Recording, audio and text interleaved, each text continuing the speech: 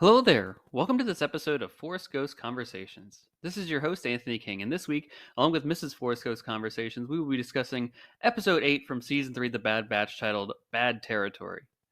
I will also be doing trailer discussions for The Acolyte and Rebel Moon Part 2 in this action packed episode. Now, before we get started, I'm inviting you to support Forest Ghost Conversations on Patreon. If you're a fan of the podcast and would like to consider pledging your support, there will be a link in the episode description for you to check out the various tiers offered. Also, please be sure to check out our TeePublic store to buy some Force Ghost Conversations merchandise. And without further ado, it's time to gather around the campfire for some Force Ghost Conversations.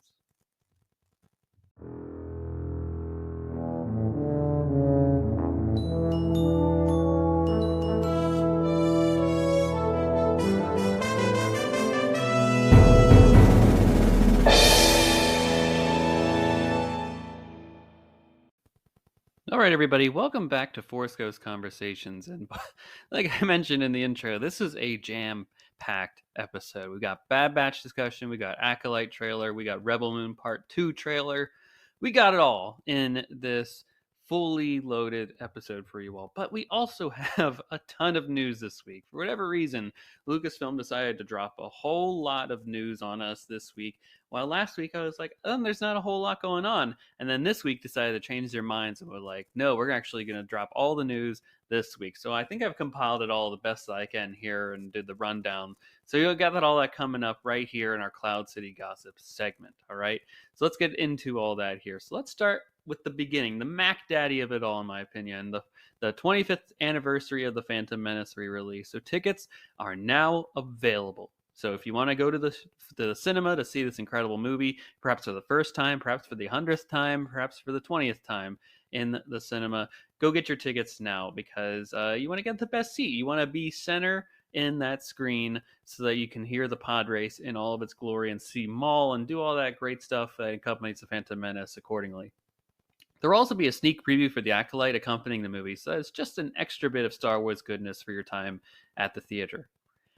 And if the 25th anniversary of The Phantom Menace wasn't enough, how about watching all 9 films from the Skywalker saga in a row? Some cinemas will be doing the full 20-hour plus marathon of every Star Wars film in the Skywalker saga on May 4th in honor of Star Wars Day. So go online now to get tickets because I'm sure that this special event will sell out fast.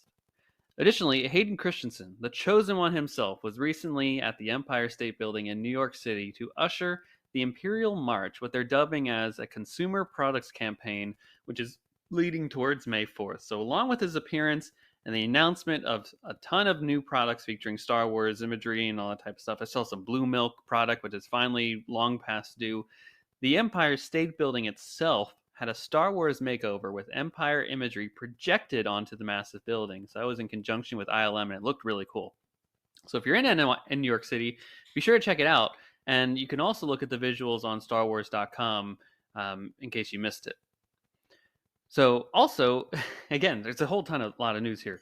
Tickets for D23, the Ultimate Disney Fan Convention, will go on sale next week. The full ticket prices and plans have been released and they're available online so you can find out what is the best option for you. And the Sunday portion of the convention will even feature the Disney Legends Celebration, in which a slew of members from the Disney family of entertainment will receive honors for their lifetime of work.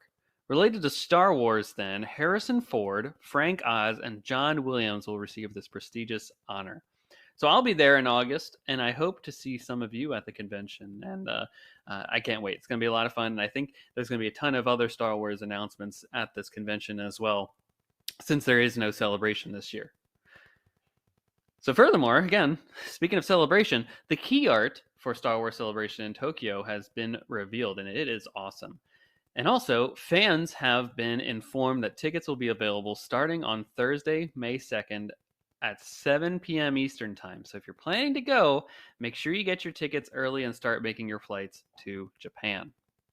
Finally, new trailers for The Acolyte and Rebel Moon Part 2, The Scargiver, were released.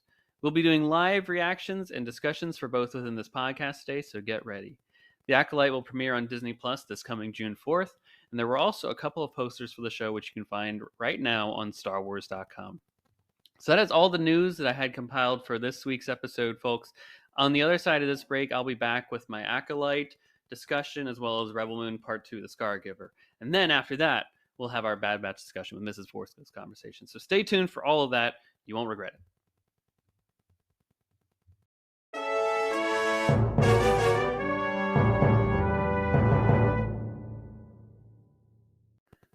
Thanks for staying tuned to Force Ghost Conversations, everybody. We, again, are going to really dive into some of the big, meaty stuff that came out this past week. And we're going to start off with this Acolyte trailer. So if this is your first time being here for a trailer discussion here on the podcast, what I basically do is I pull it up on YouTube. I do a YouTube search for whatever it is. So in this case, it's the Acolyte. And I pull it up on YouTube. I have it from the official Star Wars Disney Plus account, the Acolyte official trailer. Disney Plus is what it's titled, from Star Wars on YouTube. And basically, I just live react to it. I play it. I don't have the audio on it, so I don't get flagged for anything. And then I just kind of talk as I go through it. But if you want, I also give ample time here at the beginning you can pause the episode, you can pull it up at the same time. I'll tell you when I hit play if you want to pull it up on a different device and do all that. We can feel like we're watching it together. Anything that gives us a little bit more sense of community in doing this process that doesn't feel stagnant or just a trailer discussion itself. And then, of course, after just some whoa, ooh, ah, all that great stuff about some live reactions, we'll do some just general discussion points and call it a day here. And then we'll move on to our other trailer that dropped also this week, Rebel Moon Part 2, The Scar Giver. So much going on in the world of Star Wars, Lucasfilm, the adjacent areas of the Lucasfilm galaxy to discuss in this episode. So without further ado, let's really get into this Acolyte discussion here. And boy, was this a trailer I was absolutely looking so much forward to seeing. I remember hearing the conversation at Celebration last year about people just being like, this show is going to blow you away. And I've seen the trailer already, so this isn't a spoiler. It's not like it's a original, like, first time reaction kind of thing. It rocks. This trailer rocks. And I will tell you, I've read literally just about everything in the High Republic to this point. I'm just awaiting on the most recent book that came out to actually get that and read that. But once that does, I will be almost up to date with everything, minus a few comics that I'm just waiting on Marvel Unlimited to get a stockpile of. But I'll be basically up to date with everything. I love the High Republic. I love the stories that are being told in this era, and I can't wait to see it visualized on screen. Now, I don't want to discredit what they're doing with the Young Jedi Adventures series. That is also really well done. I can't wait to talk about that on the podcast. I'm not really seeing a whole lot of podcasts talking about the Young Jedi Adventures, and I think there is a great deal of Star Wars wisdom within those episodes. So just because it's for a child audience doesn't mean that there isn't great things to be taken away from it and good canon pieces that we can discern from all of it as well. But we'll get into that in a different day. Today, we're here to talk about the Acolyte. And let's just get into this trailer here. So pull it up on your YouTube or other video site that you've got. And I'm going to hit play here. So you can either pause it, you can pull it up, or you can just let me talk through the way here. Oh, who knows? We're going to just get through all this here in a second here. So I am going to hit play in 5, 4, 3, 2, 1. Go.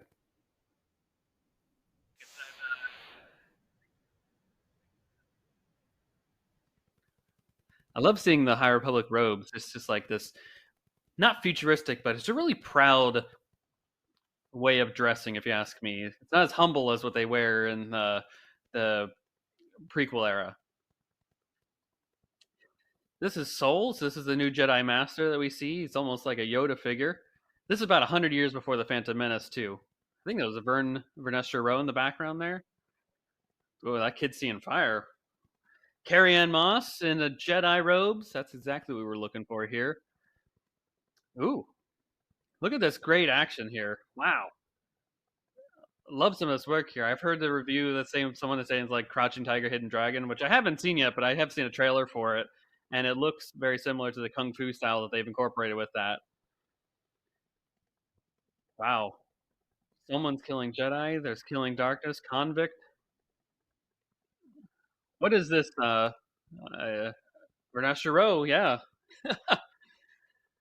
Kelneka too, played by Iona Soramo. Anisea. I think she's like a part of like a witch coven too in this universe here. Maybe has some force abilities. Who's that person there? Is this Octo? I don't know. And then the red lightsaber, yeah. We're on this like watch here. What is red lightsaber? Who is all this? Did they see? Maybe they don't even see it. Let's be honest here. There's a lot of presumptions here. Let's 2 episode premiere June 4th on Disney Plus. The Acolyte is coming. I believe it's 8 episodes. Holy cow, there's a whole lot in that trailer. I mean, just literally seeing some of that famous imagery that we're used to seeing from the prequels, The Phantom Menace and Attack of the Clones, Revenge of the Sith, of the Jedi Temple on Coruscant. But we're also seeing it with that High Republic flair, right? The new uniforms, the different lightsabers, the different people walking around, right? You got Vernestra Rose, one of my favorites from the stories, right? Vernestra Rose has this purple whip lightsaber, which I definitely hope we get to see in a live action sense. That's kind of like number one on my like wish list, bucket list for this show, is to just actually see that in live action, because as soon as she was announced, I'm like, that's it, that's exactly what we need to see right now. I'm interested about Jedi Master Soul. I'm interested about who these assassins are, who the dark side characters are in this. I know this is supposed to be kind of how the Sith can reemerge again and create this power, but how are they doing this 100 years out? And I'm seeing this discussion online about, what is canon, what is not canon. Do those people that maybe see a red lightsaber have to die? Let me just say this right now. Let's just wait to see the story as it unfolds, right? We may be seeing stuff out of context. Maybe that scene's not even in the show. Maybe the lighting is different. Maybe it's just meant for a trailer to emote a reaction. Trailers are meant to get us hyped and excited for stories. And it's a marketing tool to get us to watch it, right? And sometimes they do misleading things in trailers. They edit things differently. A voiceover is different. A scene is slower, a scene is faster. It doesn't play out necessarily the same way all the time. So to fully think that what we saw of the red lightsaber and that group battling it at the end is complete canon, that's not necessarily the case, first and foremost. Number two to that front, what I will say is that just because someone has a red lightsaber doesn't mean they're automatically a Sith. Case in point, Kylo Ren, right? Not a Sith. He will tell himself he's not a Sith. He's just a dark side user. Now, maybe because he was getting tutelaged under Snoke Palpatine, that it was, I don't know. he wouldn't define himself as a Sith, right? There is a dogma and a set of discipline and rules and structure that comes to being a Sith and practicing that mentality. And then there's, like the Jedi too, right? Just because you have a lightsaber doesn't mean you're a Jedi. We're seeing that now more than ever. And another case in point too on the red lightsaber thing, like Asajj Ventress, right? Not a Sith. Savage Opress, not a Sith. Maul has a lightsaber still, not a Sith. just because you're a dark side and you use the Force does not automatically indicate that you are a Sith. So even if they do see a red blade, that doesn't necessarily mean that all those folks need to die. Now, maybe they do. Maybe that is the warning call. They see these Jedi dying. They're just falling off the face of the earth here and there. And this is like the climactic part of episode 8, which is all these Jedi that we've come to know across these various episodes now passed. And it starts this investigation that doesn't lead anywhere. Now, perhaps that is what happens, but I'm going to have to go on a limb here and probably say, in terms of my expectations, I wouldn't expect that personally. I think they have hired some of these characters and actors to portray these characters for several seasons to come, especially as we hear more and more of Leslie Headland talking about the show on a grander scale. She's envisioning multiple seasons and bringing in more characters from the books into these into upcoming seasons, right? So we got Vernestra Rose, and there's maybe a couple others that we'll probably see throughout the course of the season, but she's definitely interested and hoping to expand into larger categories of the books and the comics for seasons 2 and beyond. Now, the last thing that I'll say to that point, too, is the Jedi are very good at not being aware of the truth being put in front of them, right? I don't want to get too much into the books of the High Republic particularly, but the Nameless, which are a Jedi destroying group of like hounds, kind of.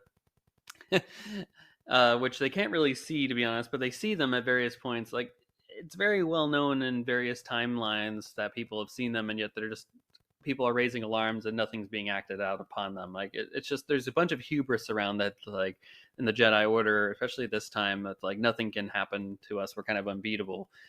Which comes to a head in fruition in Revenge of the Sith, as we will later see. So we're starting to see those seeds kind of be placed in the High Republic that I think will be hinted at even more in this series. And then obviously the Phantom Menace is really where we get that beginning of the end kind of storyline there. um literally, again, case in point too, Palpatine is literally right in front of their faces throughout the 6.5 7 hours that the prequel trilogy encompasses. and, um and literally they can't even sniff him right there. Like, their ability to understand and manipulate the Force is diminished. The Shroud of the Dark Side covers everything. They're being forced to do things that are not necessarily the Jedi, and they're losing their way. All that stuff comes into play, and again, like, the Jedi are very well known for kind of like letting things slide or not believing the truths that are being presented to them. All that stuff. So again, not let's just let go back to point one. Let the show play out as it will. We don't know how things are going to be. We can speculate, of course. We see someone with a red lightsaber. Maybe it is a Darth Plagueis. Maybe it is a really, really young Sheep Palpatine. Who knows what the whole deal and jam is here? Maybe it's even Plagueis's master, right? We don't know really how and where people start falling on the timeline in new canon. So it could really be a whole slew of people as we get into the series. So just get ready to have, I would say, just go in with open expectations, honestly, first and foremost, so that you're open to this new age, this new era of Star Wars storytelling, that maybe you can open up your heart to the High Republic books and comics if you haven't started those yet. But also that as we get into this grander and beyond world before the Phantom Menace, that things are going to happen and change that will reinterpret our imagination for the for the Phantom Menace and the prequel trilogy itself. So just as every time something new comes out in Star Wars, it helps us to understand and recontextualize stuff that already came before. So that's really the exciting thing of this show. So again, I just want to say, take your time with it, be open to things, don't be so quick to judge and all that stuff. Like, let it play out, let all 8 episodes happen, and then go ahead and make your choices and judgments based off of that. But again, I think this is an awesome trailer. I love seeing some of the kung fu action, some great hand-to-hand combat in this. Carrie-Anne Moss is a Jedi. Yes, sign me up. Daphne Keene is a Jedi. Yes, sign me up for all that. And the High Republic will be put on full display. So I think that a grander audience will be able to pick up those books and comics and dive into a great world that maybe they have been reluctant or hesitant to get into. So that is the Acolyte trailer. Let's move over to Rebel Moon Part 2, The Scargiver, which, you know, we are big fans of Rebel Moon Part 1, Child of Fire, here at Force Ghost Conversations, and we're going to continue our Rebel Moon conversations here accordingly. So Part 2 does come out on April 19th of this year on Netflix. It is Part 2, going to be a concluding story kind of to what they set up in Part 1. And it's, according to Zack Snyder, a full-out war movie, which gets me really excited. I cannot wait to see this movie, I should say, not show. And from what I've seen so far, the visuals of this movie are incredible, and I think it's going to line up well with what we've seen in Part 1. And then in the summertime, it's been announced that the extended editions of these movies, the hard R-rated cuts, are going to be released sometime in the summertime. So they're going to be full 3 hours long, so a full hour on each of these movies to give you the full 6-hour experience. And then hopefully we get some more Rebel Moon from there. But we got to make this one a success first. I know Part 1 was a massive success for Netflix. I need Part 2 to be a success, and I think those extended cuts will definitely need to be a big success as well. So without further ado, pull up Rebel Moon Part 2, The Scargiver, official trailer, Netflix. Just search it on your YouTube. Pull it up now. It's about 2 minutes and 42 seconds long. And we'll be right here waiting for you. So if you want to pause it, pull it up, that'd be great. But if not, I'm starting it in 5 seconds. So 5, 4, 3, 2, 1. Hit play.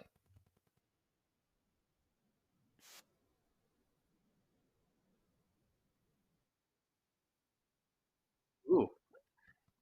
I see that like molten sword there. So this is definitely her aboard an Imperium ship. I think this is when she becomes like a stowaway or something like that. That molten sword looks great. The visual effects of this movie are really astounding. Jimmy, their nightmares, you and I find together. I mean, Jimmy is just a real big standout. He's a great in the book too. If you got the chance to read the novelization of part one, and I can just hear already the audio slave in the background. We got Cochise going on in there. This is excellent. This is oh well. There's the Tarek, and there's the Princess Issa. Ooh, Ed Skrein is back, obviously, as you saw from the end. And here's definitely some parts here where it's Gunner and Sam, and we're seeing a lot of these Seven Samurai aspects that really showcased in the beginning of the movie. Well, it's really what they were meant for in the terms of describing this movie. Yeah, Ed Skrein is going off on this movie like he did. He was a real standout in that first movie, part one, and I'm glad that he wasn't ended. So Jimmy's going to come in and fight here. He has no choice but to fight. I mean, this is going to be probably one of the best scenes in the movie, if you ask me right now. Just Jimmy going full. I mean, they're destroying some of these ships here, which have been told in the book, like it, and then I believe in part one too, but um, definitely in the novelization, they're like no one has ever brought down some of these Imperium ships before. So it's just like the fact that this like group of farm people, these farm hands, are actually able to do this, like it's incredible. Holy cow! I mean, Korra's even got a molten sword too. This whole Imperium ship is destroying itself. We're gonna get the backgrounds of these characters. It looks like a bit more to their backstory, which I think was definitely needed for part one. Wow. Again, give me some audio slave in any trailer. It's gonna be awesome. Wow. What a great trailer. What a great way to get me hyped for part two, even though I was already really hyped for part two. I think that Rebel Moon is going to really knock us off our socks here when we have the full story intended for us here, and especially when we get those extended editions in the summertime. Again, like similar to the Acolyte, great action here. I love seeing actually more of the molten swords. I think that was one of the coolest parts of the first Nemesis has those twin blades there. If I remember correctly, kind of the way that they're described is that if you, they're so warm that if you were actually to like throw it into the ground, it would cut all the way through to the core of a planet. Like it's that strong. I don't know if that's actually going to happen in the series, but it's kind of how it's described in the novelization, which I highly recommend if you haven't gotten a chance to check that out yet, because it is the full extended director's cut, the R-rated version. So there's a lot of not so child-friendly things in that thing, but it gives you a full sense of exactly what the vision for part one is supposed to be. And they're not going to do the same thing with part two, to my understanding, where they're going to release it a week later, the novelization that is, which again will be the full 3-hour R-rated version. I think they're waiting like a couple months in order to release that, or at least they delayed it for whatever reason. Maybe because so many people were spoiling probably what actually happens in part one in the extended cut in that. But again, you're going to get a lot of the backstory of all these characters. I saw Tarek with a Bennu, Nemesis with a child. Like, all this is going to be on full display here. So you can get a lot more of that characterization that people, I think, were asking for in part one. I literally loved part one, but I can understand some of the criticisms that people had, I think, in a 3-hour cut, which are certainly there. We'll have, and then when both 6 hours back to back, part one, part two are there, you'll have this full story to really engross yourself in the Rebel Moon universe and all that. So this is really great. Again, the action is stellar. Everyone's on full 110% giving their best here. You see it from the villains, you see it from the protagonists, you see a lot of that Seven Samurai influence in this. And let's just say war is coming to Velt, and this is exactly what I was expecting here when it's described as a war film straight through and through. In this full almost 2.5 minute trailer, it was almost nothing but war bits here. So I gotta imagine that's going to be a wonderful display of action across this film, and it's a Zack Snyder film. So would you expect any less on that front? Absolutely not. Jimmy, I think, is going to be the real standout in this movie, as he was in part one, and you're going to get a lot more of him in the R-rated cut as well. but perhaps him fighting to a large degree in this show is really what brings him to the forefront here. So you're going to get Korra's backstory, so many backstories. You're probably going to see the thing that happened with Princess Issa and that fully explained and all that stuff. So all the I hate to say it, but again, people, and when you know a part 2 is coming, and there's probably aspects of it that weren't included in that for a reason, let the story play out as it was intended to do. So I think once people see part 1 and part 2 back to back, they'll be able to say, okay, this is the full piece of art and judge it for itself. So I hope that you all give Rebel Moon Part 2 a stream on April 19th when it comes out. And of course, we'll be talking about it here on Forest Coast Conversations. So get ready for all that. And with that, folks, we've gotten through all of our trailer conversations here. But before we get into our Bad Batch conversation, I want to ask you all, what were your favorite parts from both trailers? Did you love them? Did you hate them? What are you thinking about? Be sure to reach us out on our social media channels. We're available on Twitter, Instagram, YouTube, Facebook, TikTok, Hive. Just search for Force Coast Conversations and you'll find us in some capacity on those platforms. And we'd love to interact with you all as we continue to grow the proverbial seats around the Force Coast Conversations campfire. Whew, that was a lot. That was a mouthful, but we'll be right back on the other side of this short break with some conversation about the Bad Batch Season 3, Episode 8, Bad Territory. Stay tuned.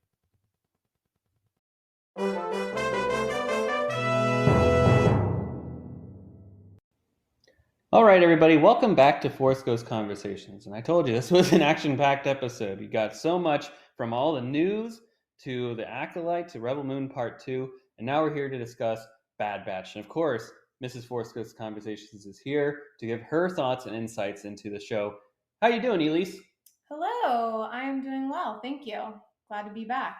Glad to have you. And we're here to talk about the 8th episode from Season 3 of the Bad Batch, Bad Territory.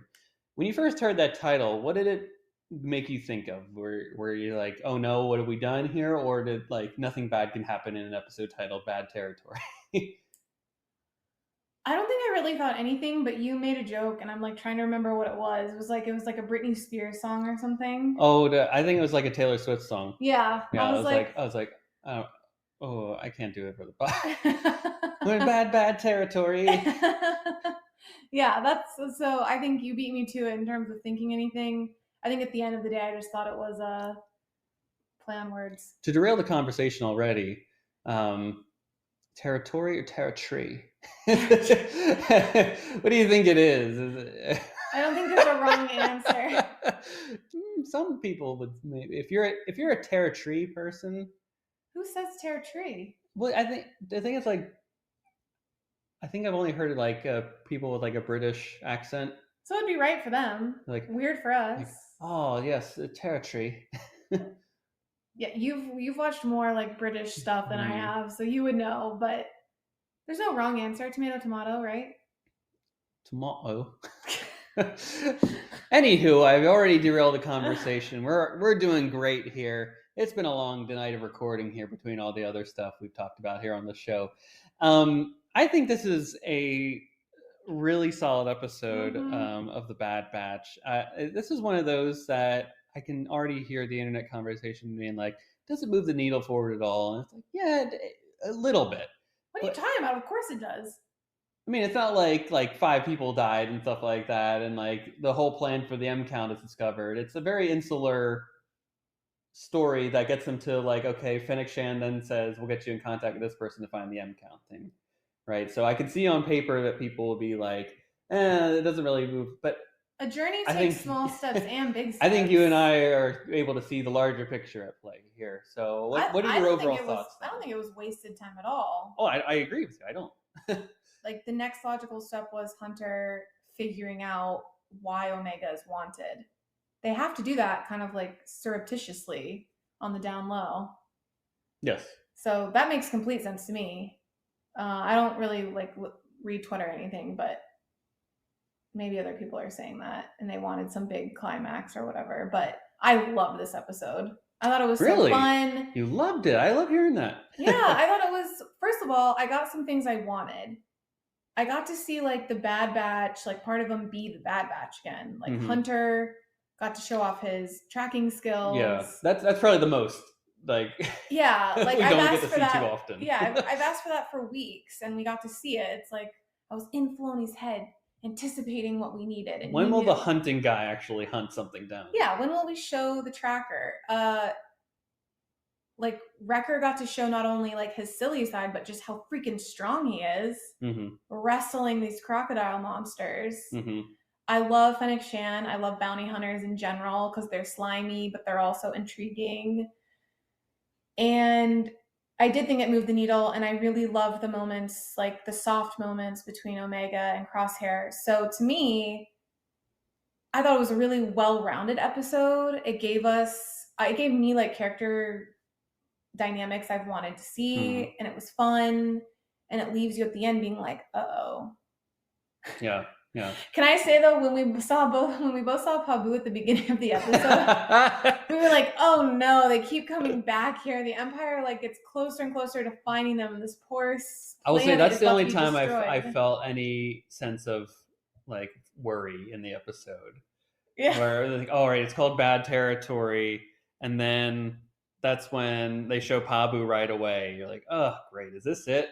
is this when they're in bad territory? Is this the bad territory? And even not if the Empire like comes in, maybe the bad territory is like Pabu is like on a sinking island, and the island starts sinking in again. I was like, oh, please don't. Wow, the longer they stay there, the higher the risk the Empire finds them. And as the episodes start to decrease on the amount of time we have left in this show, you're like, okay, stuff's gonna happen. And Pabu, every time we see him, like, please don't. Shock to the system. Yeah, for sure. Before we really dive into kind of the nitty gritty of the episode, I did want to say one of the aspects that I really enjoyed about this show was that, and I don't want it to be, this is not a criticism at all, but the way that the episode was structured, both in writing and execution, was formulaic. But it was formulaic to what I think a perfect Star Wars story is. Yeah, I would say it's very reminiscent of like earlier Bad Batch episodes or Clone Wars episodes. Like, there's a blueprint. Exactly, 100%. Like, if someone were to come up to me and say, what is Star Wars? I might show them this episode. Like, it's a quick way to get the idea of what it is, right? We preach this all the time on the podcast. It is this 12-year-old morality story. Well, not necessarily 12, but for the coming of age story for the 12-year-old within all of us to have these morality tales played out on a large scale. And this is tip of the iceberg storytelling where every time you turn a corner, there's a cliffhanger, there's an action sequence, there's something you have to face or challenge. Like real character development, emotion, like a gravitas to it, even as it's funny. And especially when we get to the swamp and Fennic Shan's like, all right, you got to go in the water. Well, what's in the water? Well, that's the first part. And then you get in the water and you're like, okay, this isn't bad. And then you go into the water and you see these like mines and you're like, okay, great. That's the next challenge. And you have to disarm them. And then great. What's that? Crocodiles. Yeah. And then what's next? This like praying mantis kind of monster. Yep. It's just like, what's next? And each scene ends on that cliffhanger, which is definitely to the formula that George was thinking of when he crafted this in the beginning. Yeah, I think you're 100% right. And it just shows that formulaic doesn't mean wasted space. And formula doesn't mean bad. No, it just, and I think like Filoni has taken this craft, especially in a short episode format, and like really honed it to perfection and is using it in the best of the ability to, so far to me, give a like a really solid season of where like I don't feel like, oh my gosh, when are we just going to get to the next part? Like I don't feel that way personally. Exactly. You're enjoying the moment. Yeah. But I don't feel like, oh, come on, let's just get to it. This is like wasted space. So. And they don't feel rushed at all either. I'm always like, crap, that was 30 minutes. I know. Like, that's it? I got to wait a whole nother week? Yeah, it was weird having one episode this week. Yeah, we've been spoiled with like the 3-episode intro, and then the 2-episode. Yeah.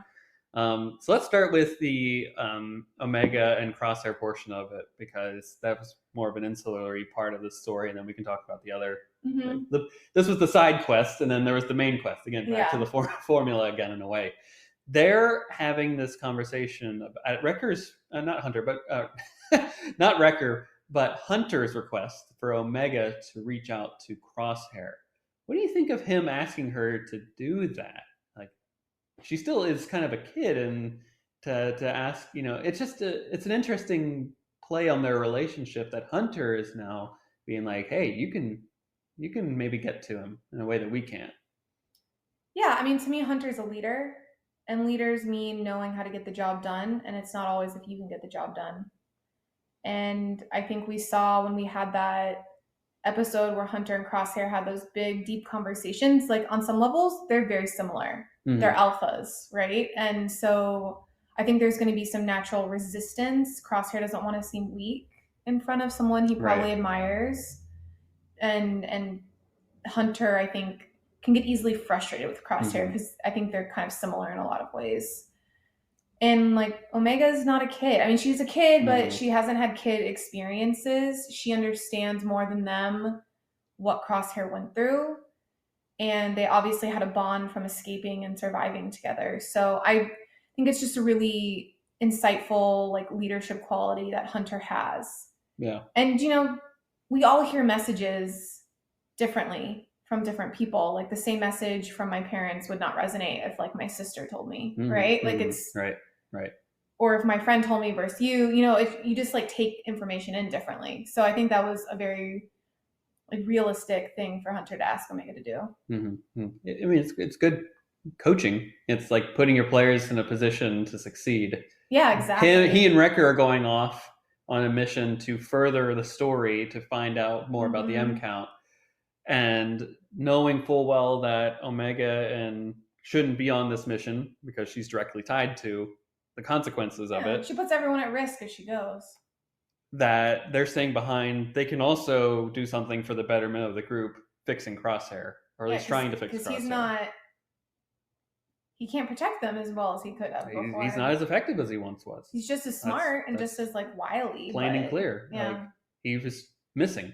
Yeah, he's missing. When you're, like he said, when you're a sniper and like you don't miss, like you don't have value if you miss. Yeah. Because then it's just anyone shooting a gun off. Yeah. And not every target's going to be a big thing. Yeah. Sometimes you're going to need to thread that needle like we've seen him do.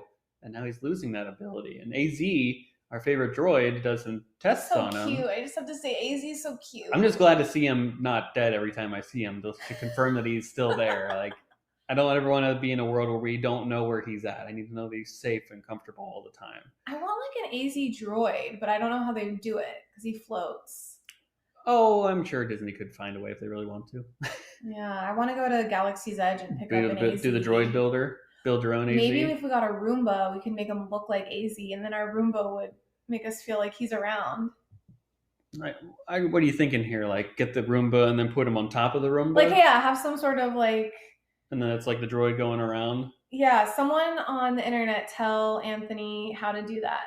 How to make an AZ Roomba work. Yeah. Because I can't think of it, but I have a feeling we could do it. Let me sit on that. I can try and figure something out. It would make me so happy. First off, we need to have AZ as a... Like 3D printing exists. 3D, yeah, I don't really know people like that. So... Come together, internet. Come help us have an AZ make this Roomba. happen. Make this happen, and we'll make TikToks about it. All right, this time it was my turn that got us off track. Yeah.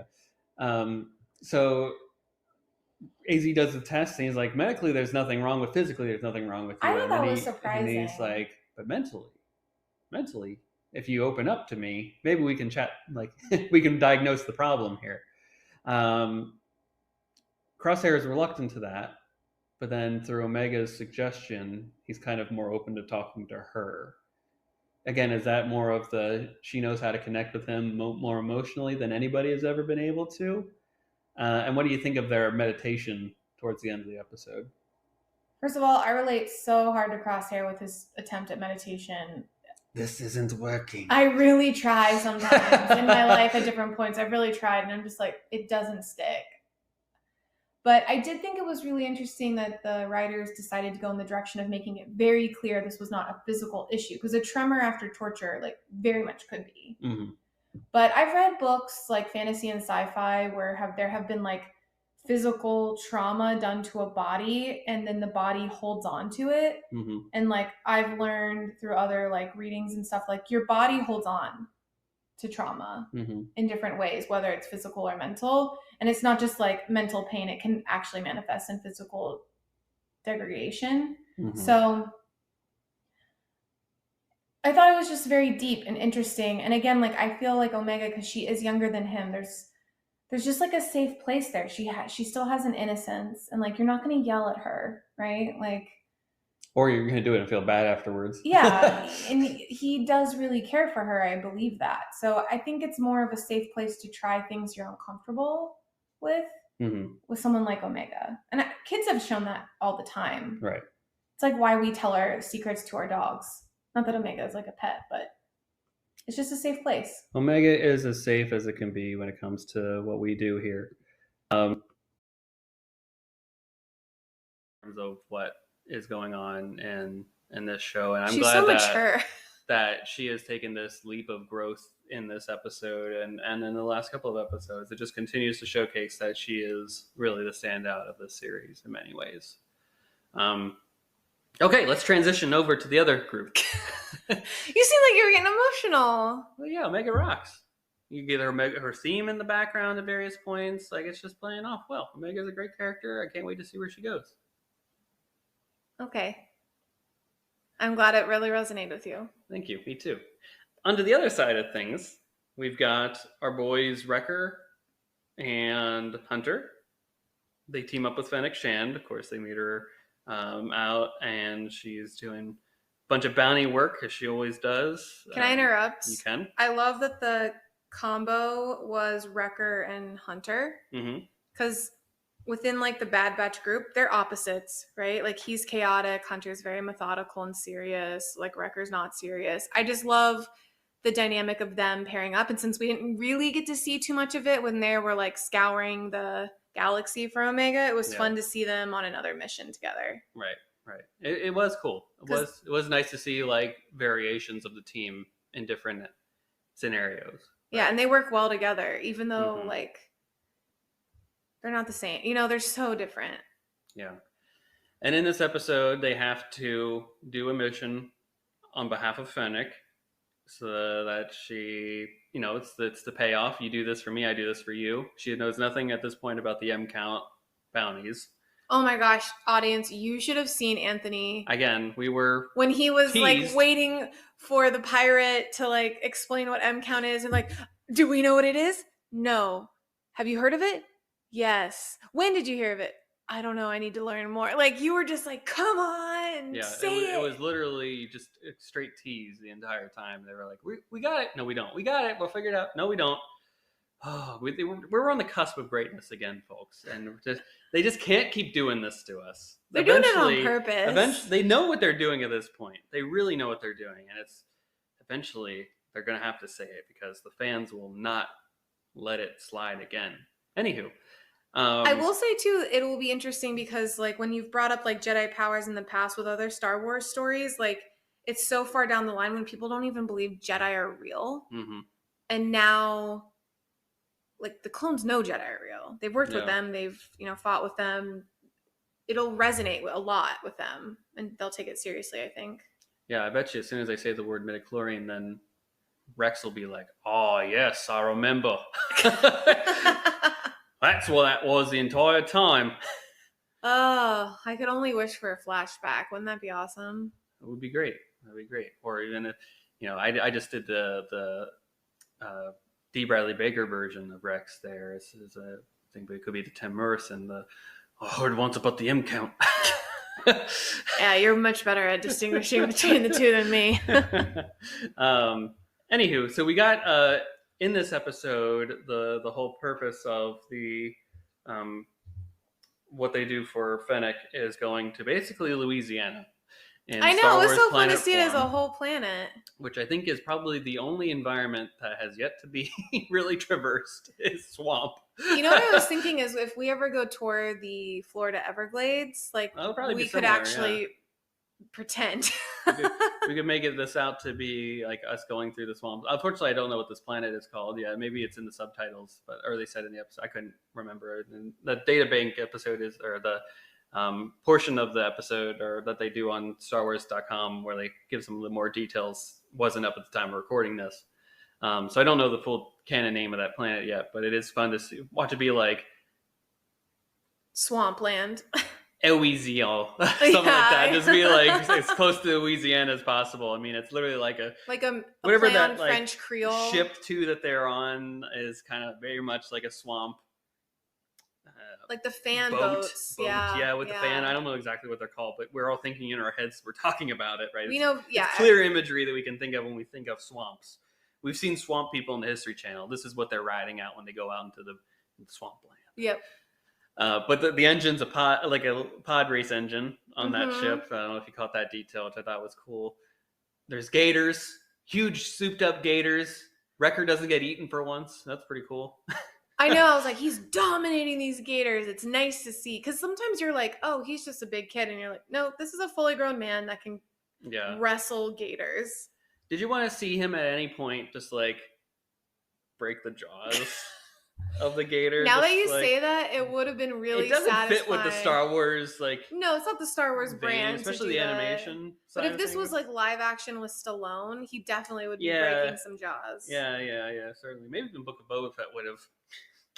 It makes me wonder, like, down the road in other animation, like, they could always have, like, a Jaws type planet where all of a sudden they're wrestling sharks.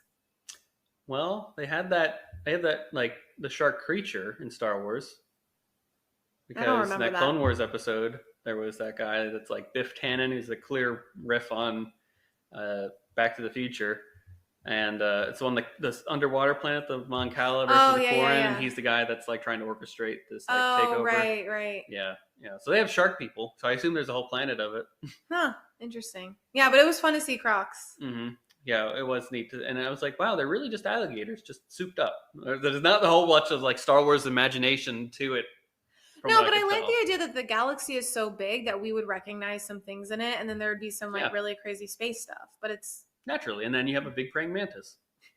I know. I mean, what a tough. It took like 1,000,000 stuns for that thing to go down. A good couple of stuns on him, and then he's like, "I'm going under," and then like, I will say, I don't know what your thoughts on this were, so I'm going to ask you here, obviously. But what were your thoughts on the lighting of this episode? Like, it got kind of dark there towards the end, which I really thought was great. You did turn the lights off. Oh, I turned the lights off, because I wanted to see it better. You know what? I think from your other podcasts, you've gotten to be very good at analyzing like lighting, cinematography, sound design. I'm still just like, whoa, that was cool. Like a high level, like, that was a great fight scene. I loved it. So I didn't really notice it until you turned the lights off. And I was like, whoa, that's like really popping. I am seeing a lot more now. Yeah. I thought it was neat because I don't know 100% if I'm accurate on this, but it's like bugs see better at night. Is that true? I imagine it's true that sometimes they have those big old eyes. Baby praying mantises see better at night. I don't know. And that was an advantage towards, or at least dim lit settings. Yeah. I guess there, but he was a hard bug to track down. I'm glad he was that difficult to like get into cuffs, because I was like, Fennic Shan's a badass. Like, it shouldn't be that hard. She should do it herself. Why does she need these two souped up clones to do it? Yeah, but I was like, okay, no, he's wily. It's a full team. Yeah, I get it. I thought it was just so pulpy of this episode too. Like, nothing was a bad idea. Someone at the table when they pitched this episode was like, all right, we need to have them do a fun mission with Fennic Shan. What do we need to do? And I bet you someone in that writer's room was like, I'm from Louisiana. What if they did a swamp battle? Yeah, I could see it being a writer's like, yes, that's great. Are they actually fighting gators? Absolutely. Just make them bigger. Yeah. Make a ton of them.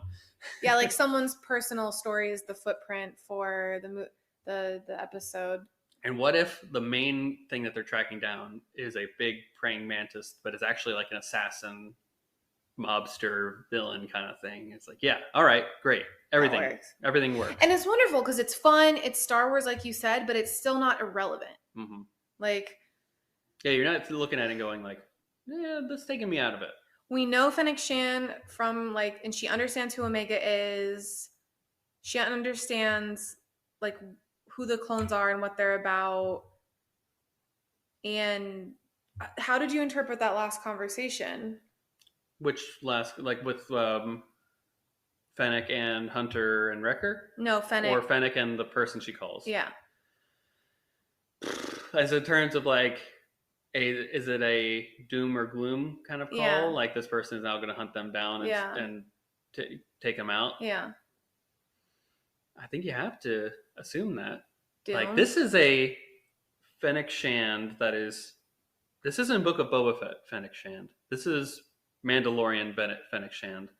Where Yeah. this is not even Mandalorian season 2. This is Mandalorian season But 1. she likes Omega. She likes money, and if she gets Do you think she could look past that with Omega? at this point, I have no reason to indicate that she would. As much as I love Omega, I think until we get Fennec Shand, where she's like, "I'm tired of inept leaders. I'm following you, Boba Fett, because I believe in what you're doing here." That I don't see a change in her character trajectory to indicate otherwise. I mean, yeah, I mean the tone and like how she was talking definitely said gloom, but I was like, dude, you were so sympathetic on some level. Or maybe that is her, like she chose who to call. So maybe it's a fighting chance against the person. Maybe she it's called. Sid. Maybe Sid trying to track them down. Oh, because like she feels guilty. I'm interested. That's where I was going to ask you, who do you think she called? Is that where you're? No, I think it could be. I think it could. I mean, obviously, it could be a Empire POC point of contact, but I wasn't thinking that either. Okay, I was like on the good side, it could be Sid if like Sid was like feeling really guilty and like trying to like connect back with them or something. I don't know. I don't know why I'm so like set on Sid redeeming herself, but I was like, I could see that. That conversation makes sense with that. But who were you thinking? Asajj Ventress. Oh, that's right. I keep forgetting she's in the trailer, she's a thing. So like she's gonna come up eventually. I think I heard one of the podcasts you were listening to talking about like when are we gonna get Asajj? When are we gonna get and I keep forgetting that she's even a part of this story. I don't know. Maybe because I like her, but I'm not like, oh my gosh, she's everything. But I keep forgetting she's supposed to be a thing. I mean, she's only in the trailer for a split second, so it could really be Cad Bane too. He's in the trailer. Yeah, but they're rivals. Money's money. I could see Asajj Ventress wanting Omega for her own M count thing that has nothing to do. Yeah, I mean, she knows magic, so. I mean, she also has an M count, so. Yeah, maybe she's like, I can turn her into a witch. But then they have to do the whole thing about dark side. That's the whole thing. We'll get into that episode when the time comes. Yeah, that's where I'm leading at is. Are you like at the like edge of your seat waiting for Asajj to come back, or are you just like? Oh, I keep thinking about it. I'm excited to see. I'm not like worrying about it or like overly anticipating it because I think I'm at a middle point here where I just need to see what it is. Okay. Not neither anticipating nor dreading it. You're just curious. I'm just intrigued because I know what happens in the book Dark Disciple. And they've said that the events of that book line up with the storytelling they're doing in this. What in the timing of that book is where? Before this? That's before the Clone War ends. Okay. So it's years before this. Okay. All right. At this point. I don't know Dark Disciple, so. And so that's why I'm not spoiling it until you say spoil it for me. I know. I'm still thinking I'll get the audiobook. So, they say the storytelling is going to line up. The producers have said it already. So I have to trust it. And that's why I'm cautiously optimistic. Okay. A nice middle there. But I think it's her. That'd be my guess. That'd be really interesting. Way more interesting than the Empire. I hope it's not the Empire. That would be Hemlock. That'd be trash. Well, that's why I'm like, it's not like in line with the character based off of like how I get that she's not like the Fennic. She wouldn't just call the Empire on a whim. Let's just say that. So no. I don't think that's the case. No, I think her interaction with these characters, like, yeah, I think Ventress makes way more sense. Yeah, Ventress. Oh, good idea. So we'll have to see how it plays out. We got a brand new episode coming next week. Where do you think it goes from here? Do they go back? And is this the Pabu destruction episode? What are we talking about here in this next Is this week? One of the times where we get 2 episodes or just 1? I think it's just a 1. I don't think this is a 2 yet. If we're not doing multiple episodes in a row, I still think based off the trailer, we're in that collection of allies or interactions with important people type thing. Like, I think there's a bunch of strings out there. We're in the second half of the season. We need to tie them together, and we need 1 or 2 more episodes to put more players on the board where we then tie it all in a bow at the end. So I think it's still a couple exploratory episodes to come. That'd be really cool. What do you think? Cool. What do I want and what do I think happens? What do you want? What do I want to happen? Them just to go back to Pabu and fish. No, what you really want is someone to say, "We found what M count is." And then I want just Rex to pop up on a hologram and be like, "Oh, I've heard it's midichlorians that they're looking for." And Crosshair like heals and he has no trouble. And Crosshair anymore. goes, "Yes, the Empire talked about that once." And then Wrecker goes, "Oh, we need to just get some food." And then, I'm hungry. I'm hungry. And then they just call it a day. Yeah, that's not happening. That's not happening, though. So realistically, Pabu collapses in on itself. And they have You to go think that's the next episode? You think the next episode is Pabu collapsing? The Empire rains fire from the skies on Pabu. Everything is destroyed. Okay, no, tell me real. The Shadow Assassin of Tech comes down and steals Omega. The Shadow Assassin of Tech. Tell me the real. What's happening? What do you think? What's the real? Maybe more of that Shadow Assassin gets explored, because that seems like a one-off episode that could be. Yeah, that's true. And you could have the. And then you have the rest of the season to kind of deal with the fallout of that. If it is Tech, if it's not Tech, whoever it is. Again, they did spend so much time on that. I will cry. That needs to be talked about in some degree. So that's where I kind of land with that. But okay, we'll see what happens. We only have a couple days to go until that point. Well, overall, I continue to be happy. I continue to be excited, and I just love the Bad Batch. Yeah, just think through almost 3.5 seasons or 2.5 seasons, it's a pretty smooth sailing ship. I feel like we need this show's like themes on vinyl. It'd be great to tell Disney to do that, because they don't really do it for the animated stuff. That's so stupid, because like Omega's theme is worth vinyl alone. Yeah, tell Disney. Disney, make a vinyl of all your animated shows, please. Thank you. Do it now. I will pay handsomely. Yeah. You will get more money. You will get money from an audience, that being me at the very least. All right, folks, we've talked enough. I've talked enough tonight. Let me just say that across this entire episode. So thank you for joining us on this action-packed episode of Force Ghost Conversations. We'll be back next week to discuss the next episode in the Bad Batch, episode 9 of season 3. So stay tuned. We'll be back in your podcast feeds very soon. Until then, may the Force be with you. Take care.